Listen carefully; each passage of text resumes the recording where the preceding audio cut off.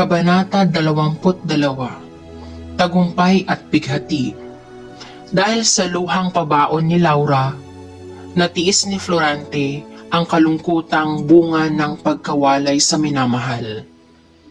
Pagdating sa digmaan, naabutan ng hukbo ni na Florante na halos mawasak na ang kaaway angkutan ng Crotona. Ngunit magiting na nagtanggol si Florante at ang kanyang mga kawal hanggang sa hamunin ni Osmanic si Florante na silang dalawa ang magharap. 5 oras silang naglaban hanggang sa mapatay ni Florante si Osmanic. Ipinagbunyi ng taong bayan si Florante lalo nang malamang ito'y apo ng hari ng Crotona. Ngunit nahaluan ng lungkot ang kanilang kagalakan nang magkita ang maglolo.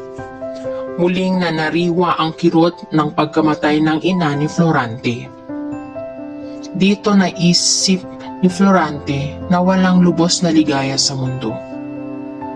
Pagkaraan ng 5 buwan sa Crotona, nagpilit ng bumalik sa Albania si Florante upang makita si Laura.